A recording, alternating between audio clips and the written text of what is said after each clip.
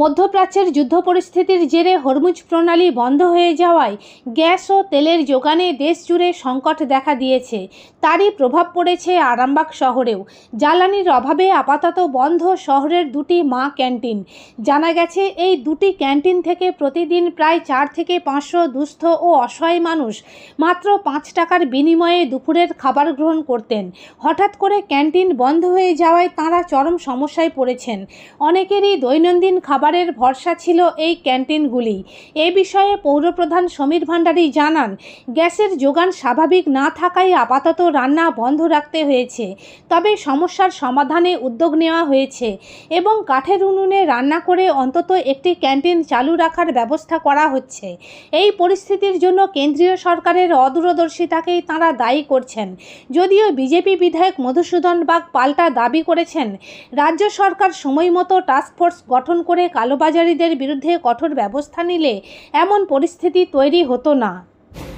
মঙ্গলবার থেকে আসছি, কারণ এসে দেখছি যে এরকম আমাদের বন্ধ রয়েছে। কি কারণে বন্ধ আছে? কি কারণে বলছে গ্যাস বেড়েছে, গ্যাসের দাম বেড়েছে, গ্যাস পাচ্ছি না, মানে গ্যাস পাচ্ছে না, সেই কারণে বন্ধ রয়েছে। এখানে কত বছর ধরে খাচ্ছেন আপনারা? এখানে আমি মোটামুটি এখানে প্রায় 1 বছর ধরে আমি খাবার এখান থেকে নিচ্ছি। কি কি খাবার দেয় এখানে? হয়তো কোনো একটা ঝোল ভাত হয়, কোনো তরকারি, হয়তো লাউয়ের তরকারি হলো, ডাল হলো, ডিম সেদ্ধ, ডাল ডিম সেদ্ধ, একটা তরকারি পাই প্রতিদিন। ক টাকা করে নেয়? 5 টাকা। কতটা সুবিধা হয় আপনাদের? আমার খুবই সুবিধা হয়, প্রচণ্ড সুবিধা হয়, কারণ আমি এটা তো আর দোকানে, আমার হোটেলে খেতে গেলে এটা পাবো না। সে তো আর হোটেলে 5 টাকা দিয়ে তো আমাকে একটা ডিমও দেবে না, আর 5 টাকার ভাতও আমাকে দেবে না। হয়তো 1 প্লেট ভাত দিয়ে দিল, তারপরে বাদবাকি তরি তরকারিগুলো কী করে দেবে? সেগুলো তো পয়সা নেবে। আমার ধরুন সেরকম ক্ষমতা নেই, তবু যা 5 টাকা দিয়ে যদি আমি 5 টাকার ধরুন যদি 4টে ভাত নিয়ে যাই 20 টাকা দিয়ে, আমার 4টে লোক বাড়িতে খেতে পেলো। কিন্তু সেটা তো আর এই ওখানে বাড়িতে কীভাবে চালাবো বলুন তো? বাড়িতেও তো আমার গ্যাস ফুরিয়েছে। এটা কোন জায়গা? এটা হচ্ছে মা ক্যান্টিন, আর হচ্ছে আরামবাগ মা ক্যান্টিন, বয়েজ। আপনার নাম? স্বর্ণ গোস্বামী। কোথায় বাড়ি? থানার পাশে, আরামবাগ থানার পাশে বাড়ি। কি দেখলেন? খাওয়ানো বন্ধ, গ্যাস নেই, গ্যাস ফুরিয়ে। আপনি কি এখানে খাওয়া দাওয়া করেন প্রতিদিনই? কোথায় বাড়ি আপনার? প্রতিদিন নয়, মাঝে মাঝে আর কাছে সরে খায়। আমার বাড়ি কুলবাতি। পুরসুরা? কালকে এসেছিলেন নাকি এখানে? কি বললো ওখানকার লোকজন? কাল থেকে বন্ধ। এখন গ্যাস পেলে রান্না হবে না, হবে। এদিকে 1 সপ্তাহ বন্ধ থাকতে পারে, 1 মাস থাকতে পারে বলছি। কতটা অসুবিধায় পড়তে হচ্ছে আপনাদের?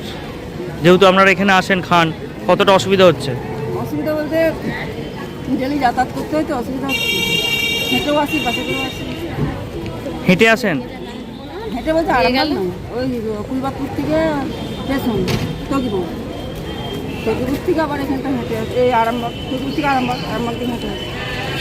কি করেন কি আপনি? আমি কিছু করিনি, আমি ভিক্ষে করি। কি নাম আপনার? সুজাতা সামন্ত। কতদিন ধরে এখানে খাচ্ছেন? যতদিন শুরু 3 বছর আমি খাচ্ছি। 5 টাকা? ক টাকা নেয়? 5 টাকা। কি কি দেয় খাবারে? ওই সোয়াবিনের ঝাল আর ডাল আর ডিম সিদ্ধ। আগে দিচ্ছিল লক্ষ্মীবার শনিবার নিরামিষ পোস্ত ডাল। এখন রোজ সোয়াবিন, রোজ ডাল আর রোজ ডিম। যতদিন কি গ্যাস না পাওয়া যাচ্ছে ততদিন রান্না হবে না বলছে?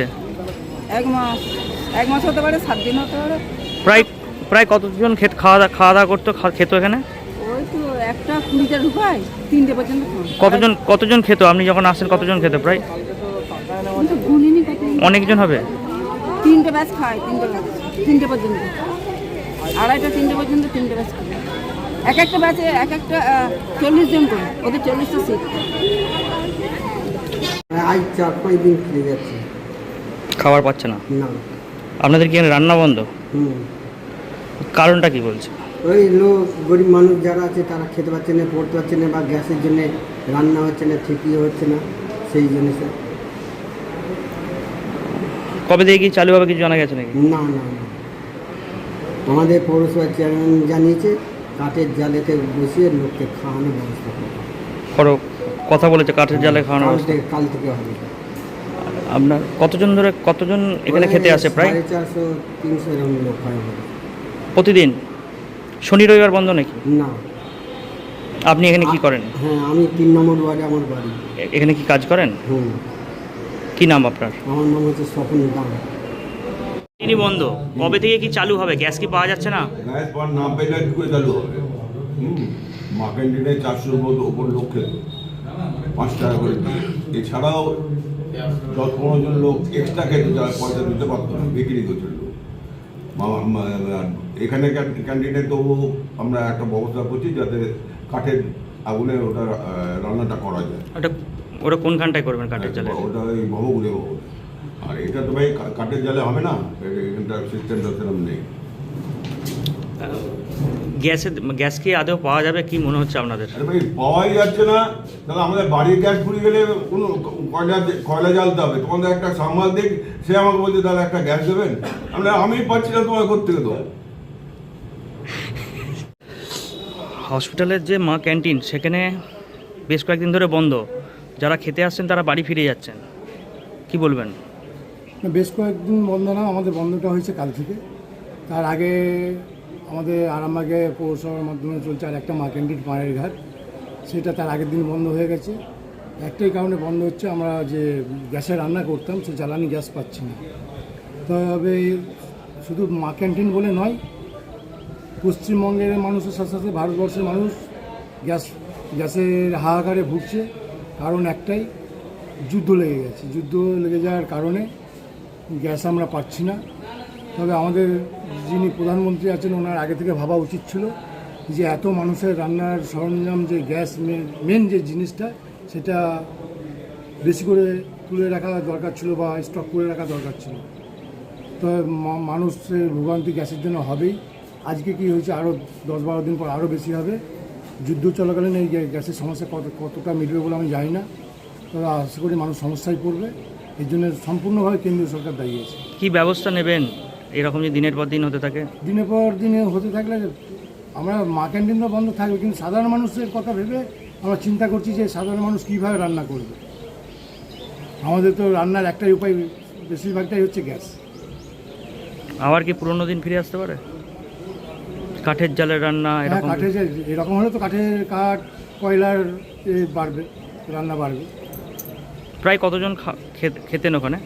আমাদের ক্যান্টিনে 470 থেকে 500 কাছে প্রতিদিনই না? প্রতিদিন। শনি রবিবার বন্ধ ছিল? শনি রবিবার খোলা থাকে, ওই দিনটা লোক একটু কম।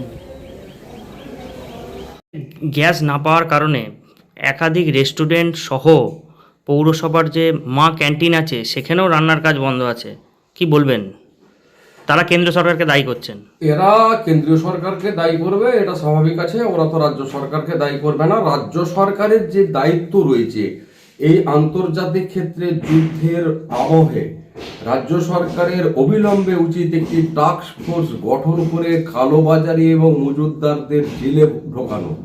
এই যুদ্ধজনিত পরিস্থিতিতে ভারতবর্ষে খাদ্যের সমস্যা নেই, জ্বালানির সমস্যা নেই, আমরা স্বয়ং সম্পূর্ণ অর্থনীতির দিকে এগোচ্ছি, যেটা হচ্ছে সম্পূর্ণভাবে কালোবাজারিদের দ্বারা নকল একটা ক্রাইসিস তৈরি করবার চেষ্টা করছে, যেটাতে সম্পূর্ণ রূপে রাজ্য সরকারের একটা প্রচ্ছন্ন মদত রয়েছে।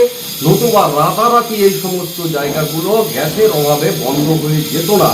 যারা আজকে রাস্তায় দাঁড়িয়ে আন্দোলন করছে ওদের বলুন না হরমোন প্রণালীতে যে আপনার আন্দোলনটা করতে, যাতে করে আমার ওখানে যে পারস্য উপসাগরের তীরে যে 700খানা জাহাজ দাঁড়িয়ে রয়েছে সেটা বিভিন্ন দেশে, তাহলে সবাই তো সংকট থেকে মুক্তি পায়।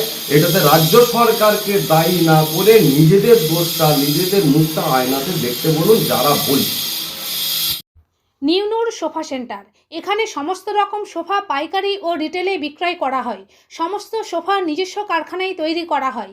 প্রোপাইটার হানিফ হোসেন খাঁ ও রুহুল হোসেন খাঁ, বড়ডোঙ্গল হাটতলা সিনেমা হলের সন্নিকটে, হুগলি। যোগাযোগ 7797170093 এবং 9382003105।